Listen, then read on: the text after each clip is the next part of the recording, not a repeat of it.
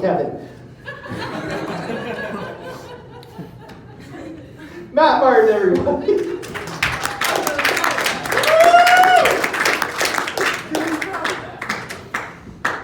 Hey, everybody. Hi, Matt. How is everybody? Woo! That's my favorite response because that's only when we're up here is that an acceptable response. Because never am I like, hey man, how's it going? It's woo! That's not something that people do face to face. COVID is a thing that I don't want to talk about. So, yeah, we're all sick of it. Nobody was able to go on vacation for a while, the mandates and all that garbage.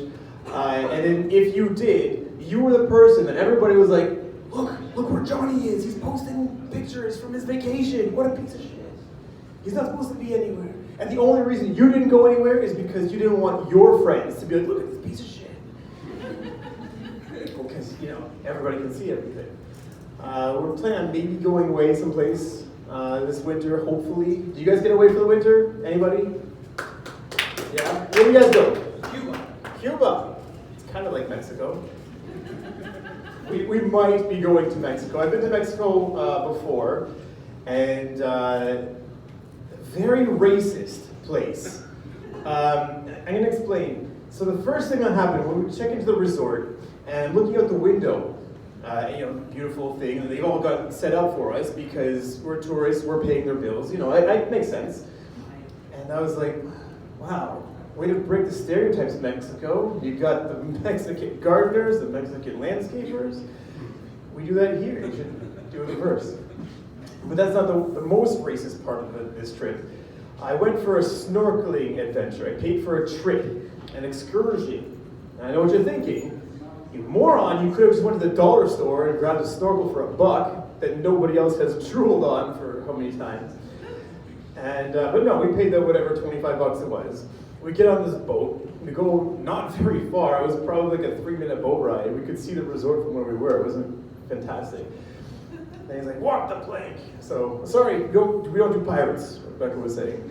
So we jump in the water, and looking around these fish, and there's all kinds of fish. It's the ocean, it's plenty of fish, right? And I'll never forget this one fish. It was about the size of my hand. I'll never forget his smug little face either. He's swimming, and I'm like, oh, hey, little fishy. Or whatever. I can't do fish face. I'm not very good at that either.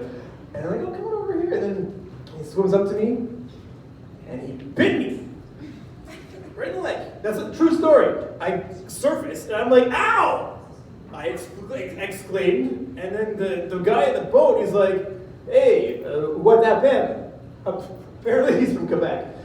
and I tell him, I just got bit by a smug-faced fish.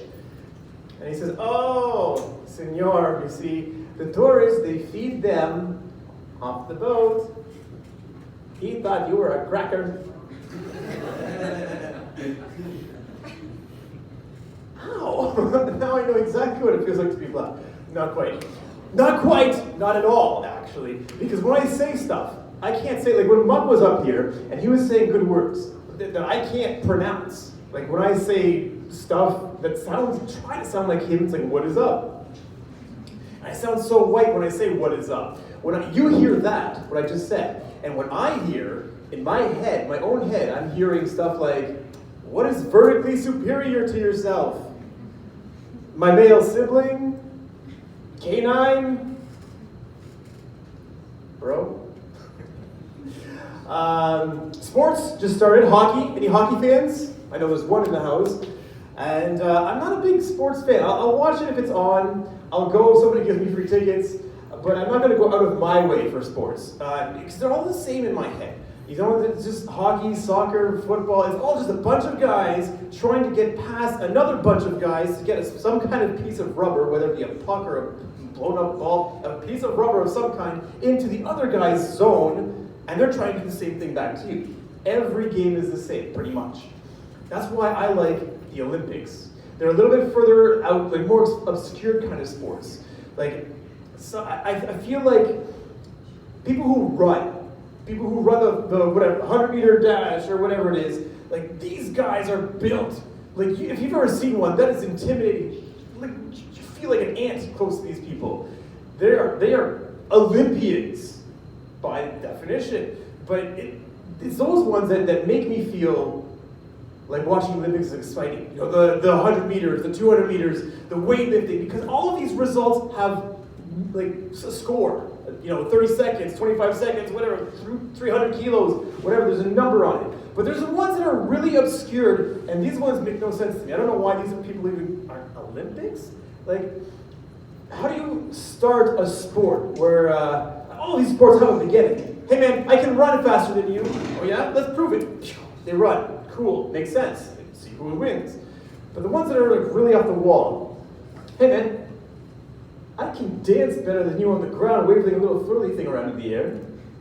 But I'm better than you at that. Yeah? Prove it. So, but there's other ones like, hey man, I can jump into water better than you. That's not an Olympian. I mean, they are. They are for sure. They're way better than I am. But I don't call it a sport. Especially equestrian. That's the horse riding one.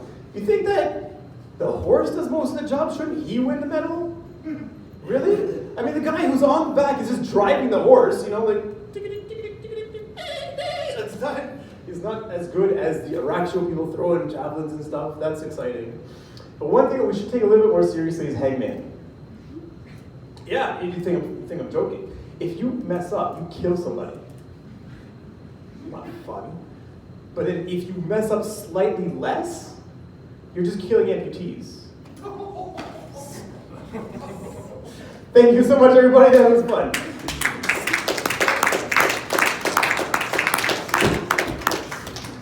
I have to say, I love that your horse had a horn, apparently.